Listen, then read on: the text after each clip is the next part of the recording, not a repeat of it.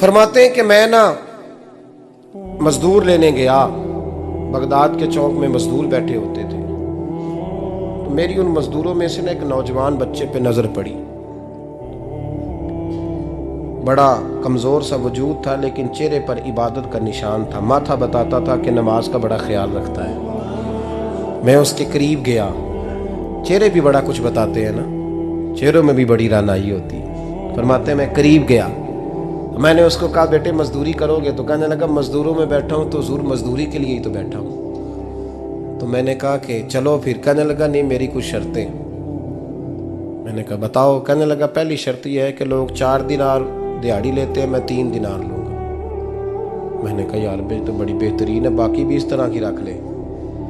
उसने कहा हुजूर दूसरी शर्त यह है कि मैं आपकी मुकम्मल बात मानूंगा, लेकिन जब अजान हो जाएगी फिर आपकी नहीं सुनूंगा।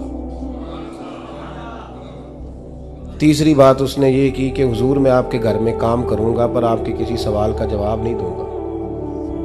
कहते मैंने कहा यार तू बड़ा अजीब है, शर्तें तो मालिकों की होती हैं। कहने लगा जी बहरहाल मैं शर्तें लगा के जाता हूँ। फरमाते मैं उसे घर ले आया, काम मैंने उसको बताया, तो जो काम मजदूर सारे दिन में करता है ना उसने 2 घंटे में ही कर दिया। हमारे मजदूर सिगरेट पीने में भी तो आधा घंटा लगाते हैं, वो चाय पीने जाएं तो पौना घंटा। वहाँ उनको भी तो दयानतदारी करनी चाहिए कि नहीं करनी चाहिए? ने मुआहदा किया है ना जी, तो पूरा उतरना चाहिए ना। कहते 2 घंटे में। अब काम जब बंदा शुरू कराता है तो काम और निकल आता है। कहते काम मैंने उसको और बता दिया, वो करने लगा। उसने मिट्टी निकाल के रखी थी बाहर रास्ते में, तो अजान हो गई जोर की।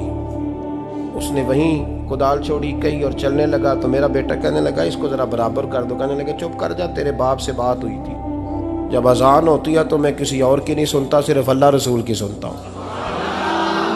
कहते मस्जिद चला गया, नमाज पढ़ के आया तो दोपहर का वक्त था। मेरी बीबी कहने लगी इसको को खाना खा ले।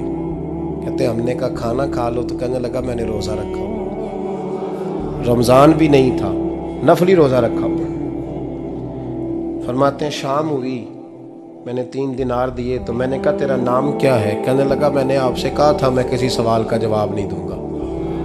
कहते वो चला गया। अगले दिन मैं फिर लेने गया उसे, काम कुछ और निकल आए। तो लोगों ने बताया वो सिर्फ हफ्ते वाले दिन आता है।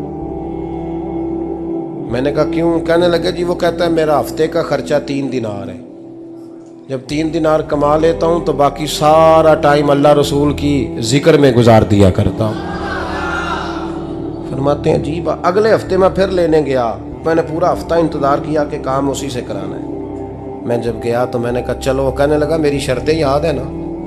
और मैंने कहा याद है भाई, साथ चल। फरमाते हैं काम कराया। 2-3 हफ्ते वो आता रहा। एक हफ्ते में गया तो लोगों ने कहा हुजूर आज नहीं आया। क्यों? कहने लगे बीमार हो गए। कहाँ घर है? कहने लगे बगदाद के कब्रिस्तान के पीछे जो कच्ची आबादी है उसमें रहता है। फरमाते मैं गया, दरवाजे पे दस्तक दी तो कहने लगा हुजूर आप हैं? दरवाज़ा खोला है, आ जाइए। फरमाते मैं अंदर गया तो मैंने कहा तुम्हें कैसे पता चला मैं आया हूँ? कहने लगा हुजूर अल्लाह वाले हो, आप नहीं आना था, वरना अमीर तो गरीबों का पता लेने कोई नहीं आते। कहते मैं करीब गया तो कहने लगा मैं आपका इंतज़ार कर रहा था, तेज़ बुखार है, तप रहा। जेब से कुछ पैसे निकाले, कहने लगा ये पैसे रखने। एक अंगूठी निकाली, कहने लगा हुजूर आज रात को मेरा इंतकाल हो जाएगा, इन पैसों का कफन खरीद के सुबह जनाजा पढ़ के मुझे दफन कर देना, और जब दफन करो तो ये अंगूठी लेके असर के बाद हारून रशीद के पास जाना। आप उसे कहना मैंने मिलना है पर वो आपको टाइम नहीं देगा। आप उसको आवाज़ दीजिएगा कि तेरी एक अमानत है मेरे पास, फिर वो आपसे मिलेगा तो अंगूठी दे दें, फिर आप मेरी तरफ से फारिग हैं। हज़रत फरमाने लगे तेरा नाम? और कहने लगा हुजूर वक़्त थोड़ा है,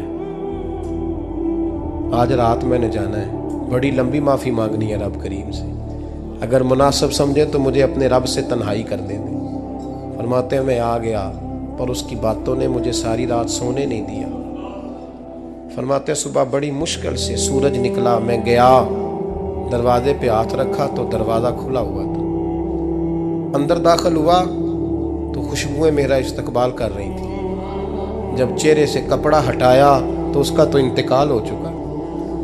इंतकाल हो चुका है, ऐसे है जैसे किसी का दीदार करके सोया। कहते मैं तो 2 आदमी ले गया था जनाजे पे, पर पता नहीं दुनिया किधर किधर से आई, कहां कहां से। अखा जदों मीटियां जमाना मैनू रोवेगा, अपना ते अपना बेगाना मैनू रोवेगा। फरमाते हैं मैं तो 2 बंदे ले गया था, पर पता नहीं मखलूक कहां कहां से आई। जनाजा पड़ा, दफन किया। हारून रशीद के पास में असर के बाद गया, मैंने बुलाना चाहा पर बादशाह था, मेरी तरफ देखा ही नहीं।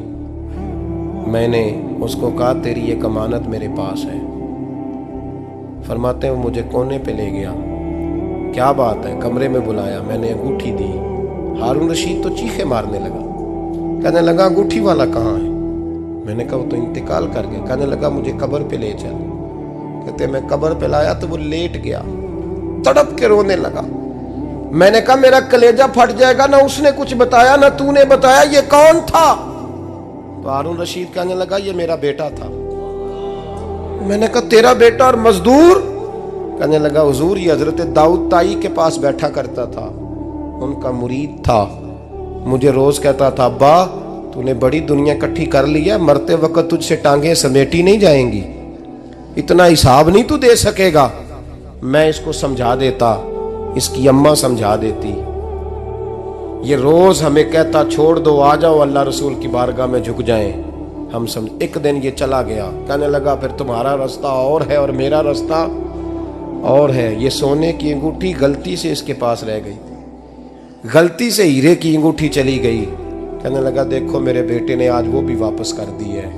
फिर तड़प के कहने लगा हारून रशीद था तो ये मेरा बेटा, पर मेरा मुर्शद निकला, मेरा पीर निकला। भाई जिंदगी तो बड़ी थोड़ी है ना।